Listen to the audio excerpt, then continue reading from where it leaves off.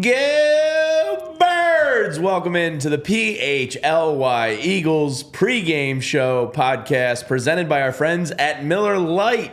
It's the original light beer since 1975, and to this day, it is still the best one. Why? Because it's simple. It tastes like a light beer should taste.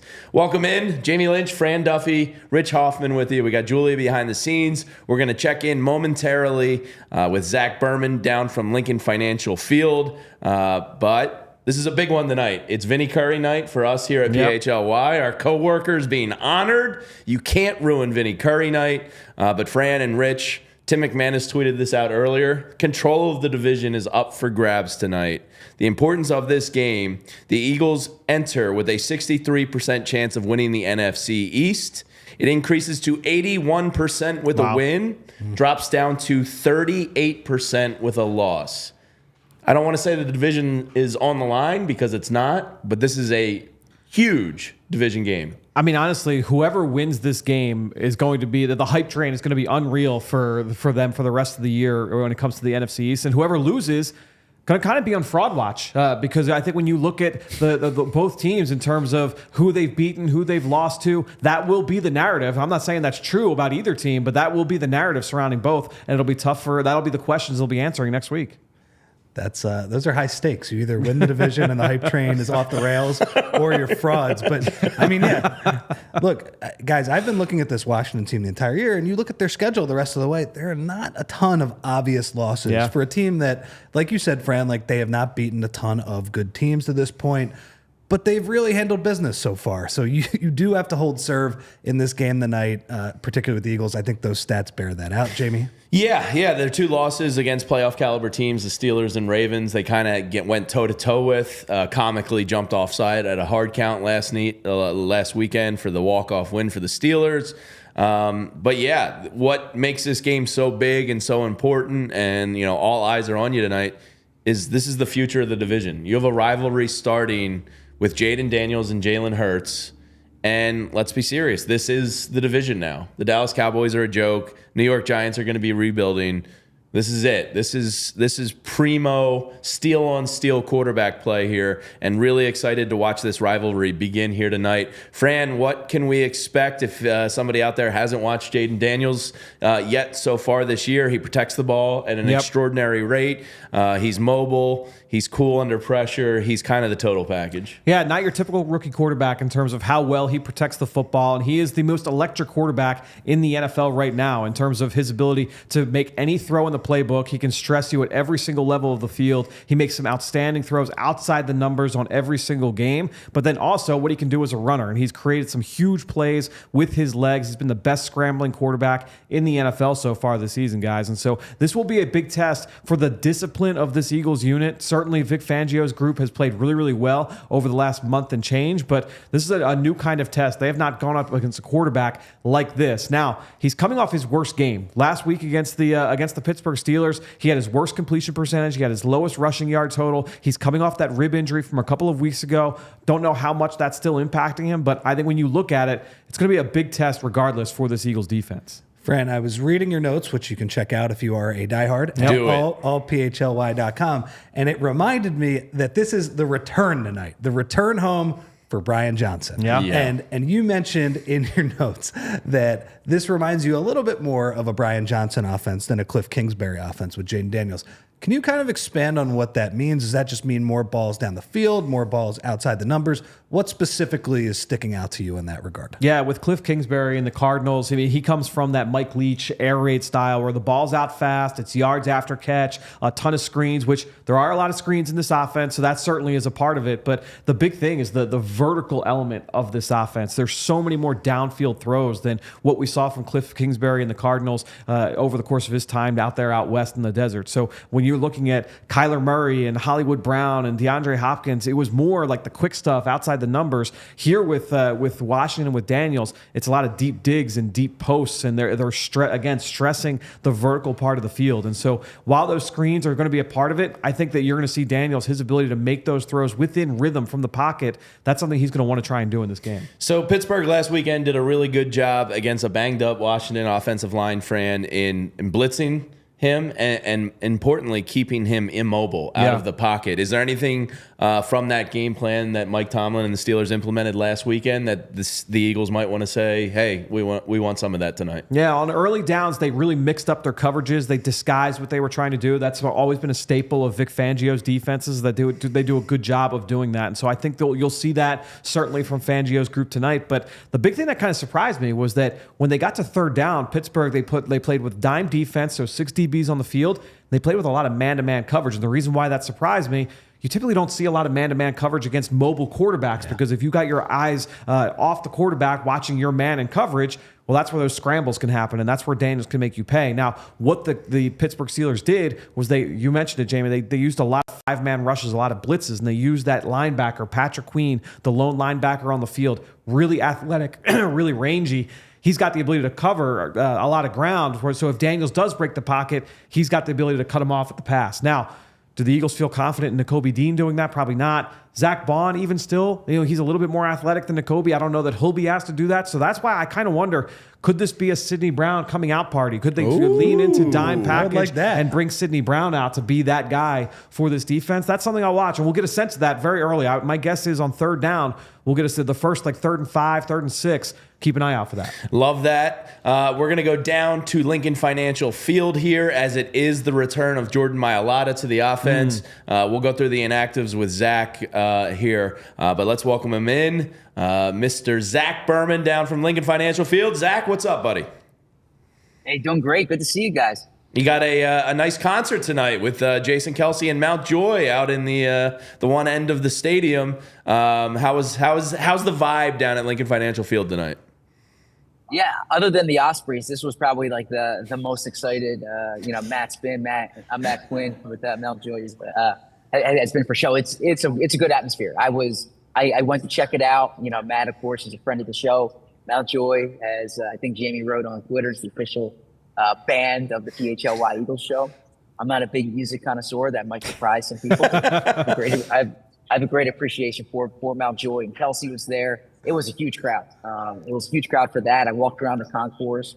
I walked around the parking lot a bit. This is a stadium that's excited, that's energized for really the most meaningful Eagles-Commanders game in a long time. I was talking to you and Jamie. I'm sorry, to you and Rich about this earlier in the week. This is the first time both teams have records of more than one game above 500 since 2000. And you think they play every year. That's striking. It's really a high leverage game here for both teams. Any takeaways from the inactives? Obviously, big return with Jordan Mailata coming back in the lineup. Anything jump out to you there, Zack?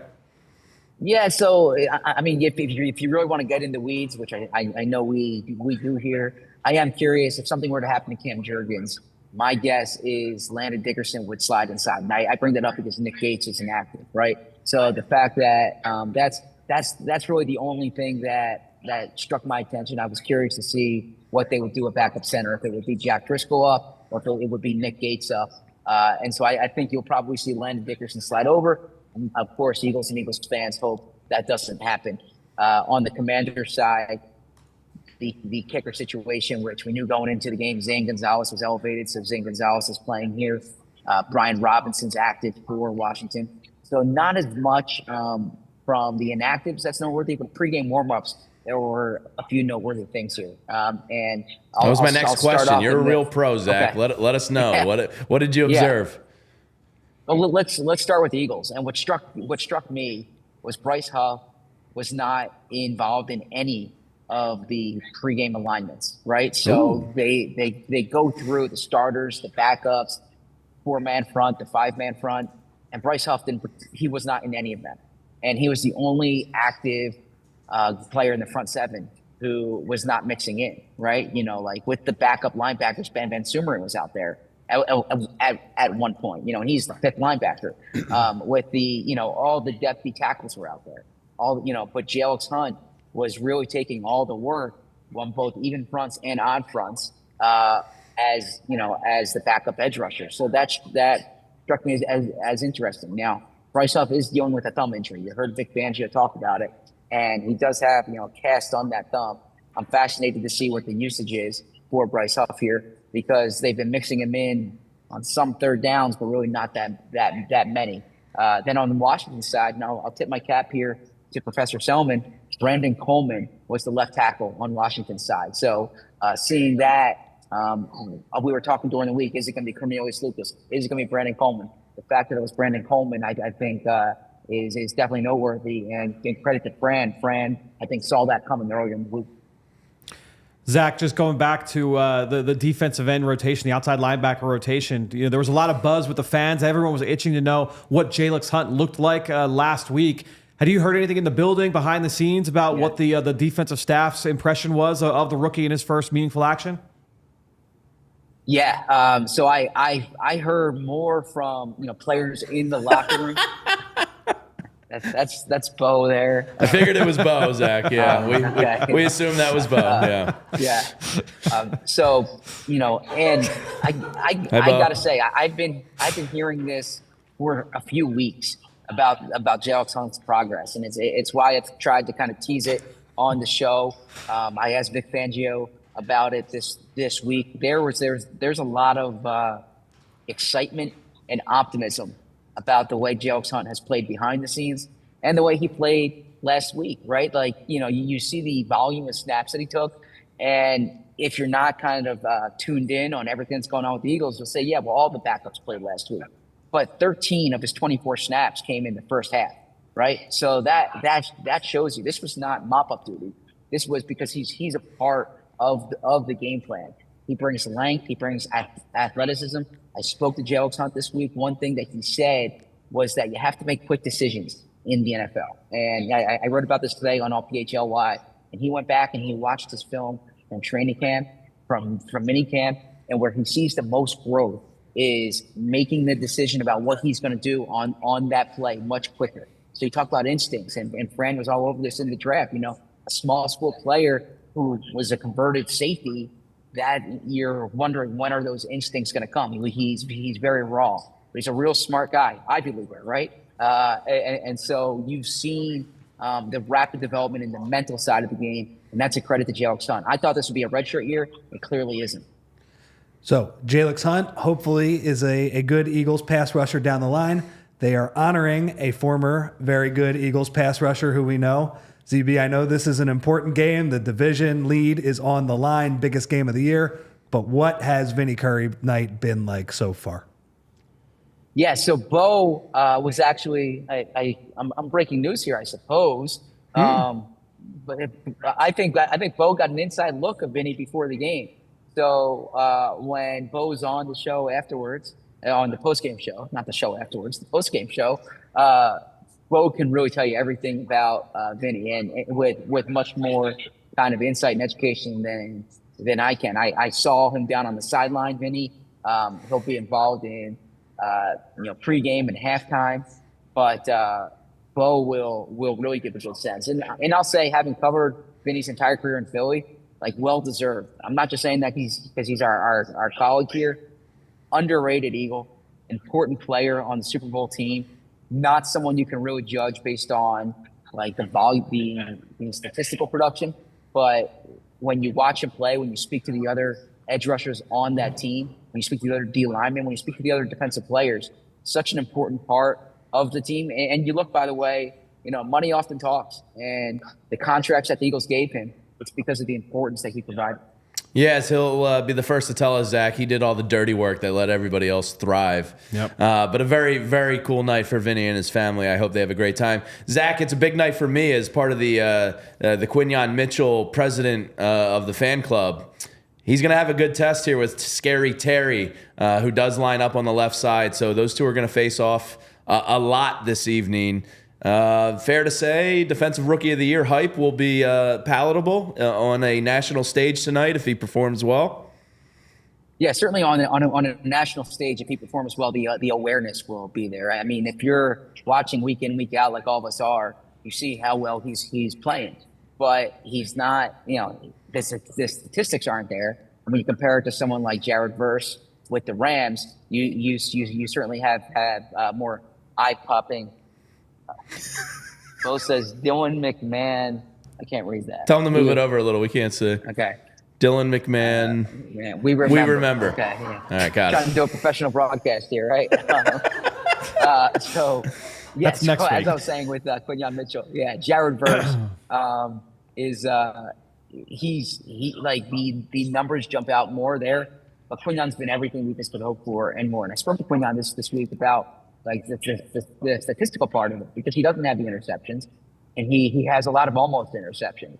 And Darius Slay said earlier this year there is an adjustment for rookies not having to strike on the ball. Quinyon said he's past that now. He can see the ball. He thinks the interceptions are coming.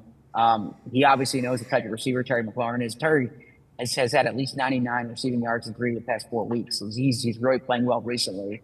He's someone who gave Slay some trouble even early in Terry's career. He's so precise with the way he runs. Actually, a quick Terry McLaurin anecdote, okay? If you ask Jeffrey Lurie who they missed out on in that J.J. Arcega-Whiteside draft, everyone talks about DK Metcalf, right? Because, DK's been outstanding. The player that the Eagles are really kicking themselves over missing is not DK, it's Terry McLaurin. Because DK wasn't a scouting situation. DK was more a medical grade there. But Terry McLaurin, who was drafted 1 round later, early 3rd round, he's the one who Jeffrey Lurie will tell you he's the guy they missed out on. There's a lot of respect in the building for the way he's played. Another quick Quinyon Mitchell note, and all of us, I know some of you guys on the set like the gamble and some action, right? So hell yeah, Bet365 baby. Yeah, so Quinyon Mitchell.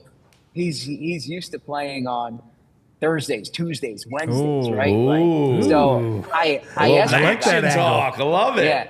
Well, I asked him about that, and he actually turned me. He said, but when they had those games, they usually had a week to prepare for them. Like they were going from like Wednesday to Tuesday or something like that. He's like he's never quite had a turnaround like this. So he said this is quick. He's going to learn a lot about the league this week.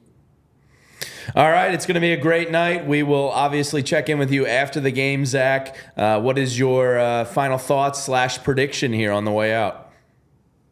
Yeah, I think the Eagles are the more talented team, and that's I give a lot of credit to Washington. The stats bear it out. This is not a fluke offensively, but I just think the Eagles have had more talent on both sides of the ball.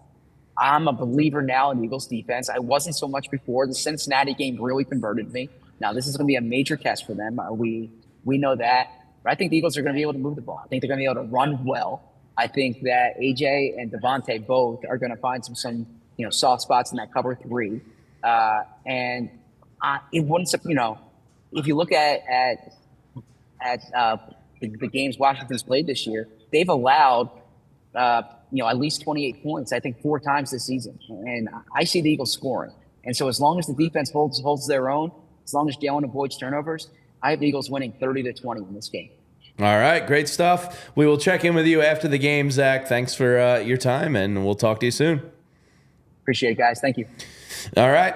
So inactives, nothing big there. Yep. Zack checks in. We'll get to our best bets momentarily, but Fran, Washington is going to run a hurry-up offense here a little bit. How do you prep for that on a short week? Is it something on a short week where maybe Washington dials that back a little bit because guys are beat up? They played a physical Steelers team. What do you expect in that dynamic of the game? No, I think that they will probably stick with that throughout the first, certainly coming out of the gate. I mean, Dana said in this studio on Tuesday now, or no, that was Wednesday's show. Weird week. Yeah, weird week. On Wednesday's show that they did it actually in the first 3 quarters. It's like 64% of the time. I mean, they are just constantly putting the pressure on from the pacing of play. So I would expect that they will stick to that. Now, the big thing with the Eagles that, if they were mixing and matching personnel groupings all the time, that'd be one thing. But since Cooper DeJean has entered the lineup, they've been in nickel like 95, 97% of the time. They don't get out of the nickel package. So I don't think that you'll have those kind of situations. Now, they still have rotations along the defensive line.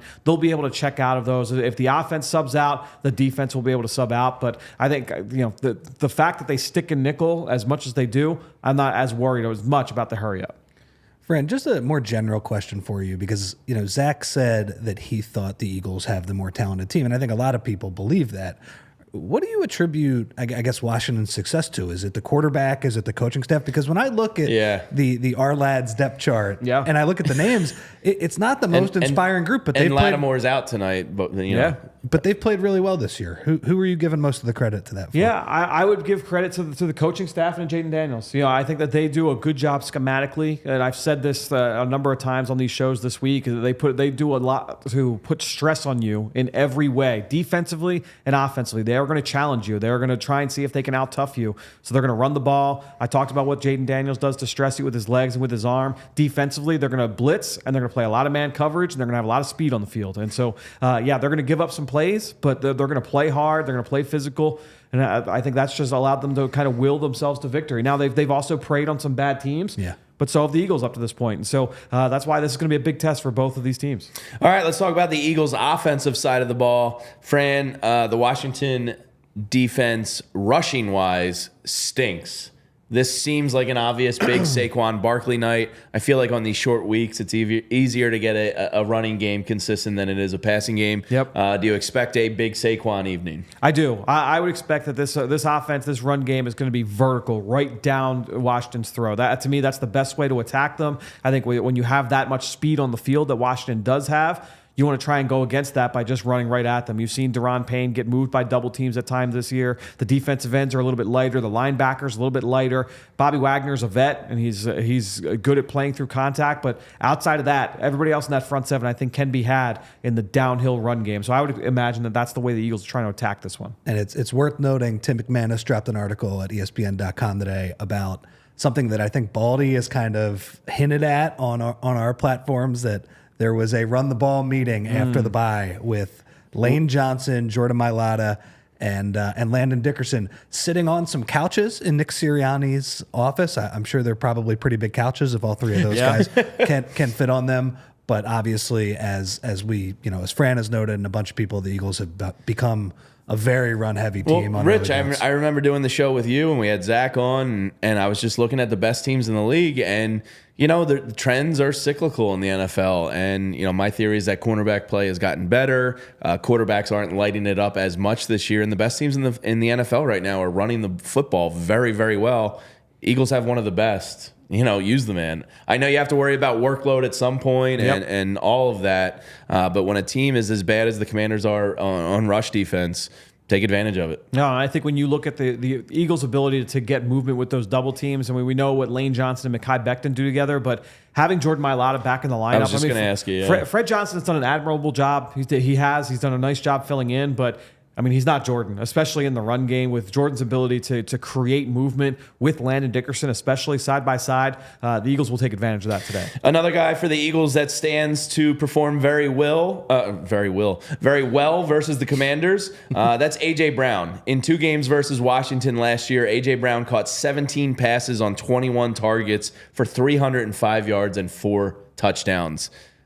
kind of feels like it's prime for an offensive type of explosion tonight. No Emmanuel Forbes this time. No. Well, I mean, for Washington's sake, hopefully not. Forbes has not really sniffed the field much this year, certainly over the last month. But I love the matchup for the pass catchers on the outside. I mean, Washington secondary, there's a reason why they made that deal for Lattimore. They knew they had a hole there. They're playing Mikey Sanders still, the rookie second-round pick, outside. They want him to be the nickel corner, but they're playing him outside by necessity right now. I like Benjamin St-Juste. I think he's a talented corner. He's their number one guy. They probably feel better about him as like a really good number two. But that's kind of where they're at right now. And I feel like the Eagles will be able to attack outside of St-Juste and try and go away from him in this football game. All right, let's get to me and Bo's best bets here, presented by Bet365. Find out why it's never ordinary at Bet365. Use promo code PHLY365 at sign up. You can get $150 in bonus bets when you bet $10 after your first $5 wager.